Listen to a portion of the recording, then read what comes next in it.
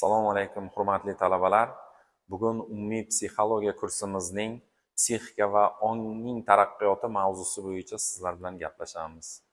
Psixika va ongning taraqqiyoti mavzusi bo'yicha quyidagi rejalar bilan sizlarni tanishtiraman. Birinchi reja psixikaning filogenetik taraqqiyoti, ikkinchi rejamiz esa seskanuvchanlik va tropizmlar haqida gaplashamiz. Uchinchi rejamiz esa psixikaning muhit va a'zolar tuzilishiga bog'liqligini sizlar bilan o'rganamiz. Asosan psixikani tashkil etishda biz o'sha psixika materiyada aks ettirilishi yoki bo'lmasam materiyada aks ettirilishini quyidagi shakllarda ko'rishimiz mumkin. O'zi materiyani aks ettirish shakli ikkiga bo'linib ketadi, ya'ni anorganik materiya va organik materiyalarga bo'linib ketadi. Anorganik materiya bu mexanik, fizik va ximik ta'sirlar asosida vujudga kelsa, organik materiya esa biologik va psixik ta'sirlar natijasida vujudga keladi. Ya'ni tirik materiyaning tashqaridan ta'sir etadigan moddalar almashinuviga javob berish ta'sirchanuvchanlik deb aytiladi. Biz hozir sizlar bilan mana shu Leontief bo'yicha psixik rivojlanish bosqichining jadval ko'rinishda, ya'ni ularni sxematik ifodalanishini men sizlarga tushuntirib bermoqchiman. Ya'ni bu 3 bosqichda Leontief ajratib o'tgan. Ya'ni birinchi bosqichi bu sensor bosqich. Ya'ni bu elementlarning seskanuvchanlik bilan belgilanadi. Oddiy sodda hayvonlar. Ya'ni ikkinchi bosqich esa bu perseptiv bosqich hisoblanadi. Ya'ni bu predmetni idrok etish bilan bog'liq hodisalarni aks etadi.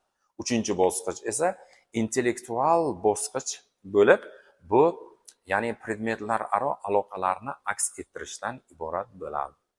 Bu keyin masalan biz psixikani rivojlanish bosqichida o'sha birinchi elementni ko'radigan bo'lsak, o'sha elementar, ya'ni sodda sensor psixik bosqichi bu o'sha Leontief ta'rifi bo'yicha tashqi muhit obyektlarning u yoki bu sifatda qarab javob beraveradi. Ya'ni bu oddiy sezish deb aytiladi. Ya'ni bularda masalan o'sha amyobalarni ko'rishimiz mumkin, o'sha oddiy seskanuvchanliklarni ko'rishimiz mumkin bo'ladi. Ikkinchi bosqich esa o'sha perseptiv bosqichi. Bu bosqichda u tashqi obyektiv voqelikni yaxlit, ya'ni aks ettirish bilan xarakterlanib, alohida oddiy sezish turi emas bu. Ya'ni bu masalan o'sha hayvonlarda ham kuzatilishi mumkin bo'ladigan o'sha perseptiv idrok qilish hodisalarini ko'rishimiz mumkin bo'ladi. Uchinchi bosqichi esa bu intellektual bosqichi, yuksak darajada rivojlangan nerv sistemasiga ega bo'lgan, ya'ni odamsimon maymunlarga xos va undan yuqorilarga ham keltirishimiz mumkin bo'ladi. Seskanuvchanlik bu nima? Seskanuvchanlik bu tirik organizmning biologik ahamiyatga ega bo'lgan ta'sirlarga javob qaytarish qobiliyati hisoblanadi. Ya'ni biologik ahamiyatga ega bo'lgan omillarga maxsus harakatlar bilan reaksiya qilish usullariga tropizm yoki taksislar deb aytiladi. Biz sizlar bilan hozir tropizmni bir nechta turlari haqida gaplashamiz. Tropizmni o'sha seskanuvchanlikda o'sha bir nechta turlari, ya'ni fototropizm, termotropizm, hemotropizm, yana geliotropizm, batotropizm yoki gidrotropizmlar haqida gaplashamiz sizlar bilan.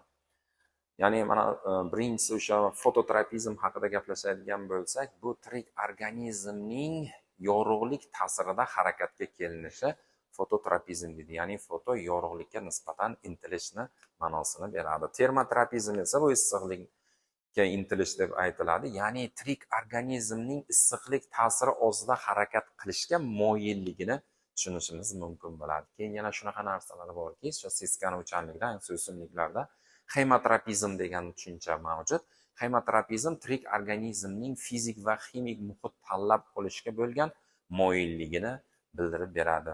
Topotropizm esa tirik organizmning mexanik qo'zg'atuvchilar ta'siri ostida harakat qilinishiga moyilligini tushunishimiz mumkin bo'ladi. Bunga misol keltirishimiz mumkin. O'sha ma'lum bir o'simliklarga tashqi ta'sir natijasida ta'sir etsak, uning rivojlanishi, yaxshilanishiga qarashimiz mumkin bo'ladi. Yoki o'sha hemotropizmga kimyoviy o'g'itlar ta'sirida bersak, ozuqalar bersak, uni yaxshi rivojlanishini ko'rishimiz mumkin bo'ladi.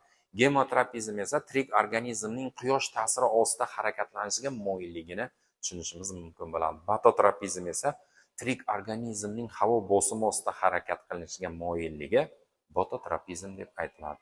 Va keyingisi esa, oxirgisi bu gidrotropizm deb aytiladi. Tirik organizmning namlik yoki suv ta'siri ostida harakatlanishga moyilligi, ya'ni bularga suvni sevuvchi o'simliklar ham desak mubolag'a bo'lmaydi.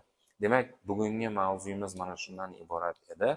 Tropizmlar, ya'ni seskanuvchanlik haqidagi mavzuyimiz, ya'ni psixikaning aks ettirilishi shulardan iborat edi. Xayr, sog' bo'lasizlar.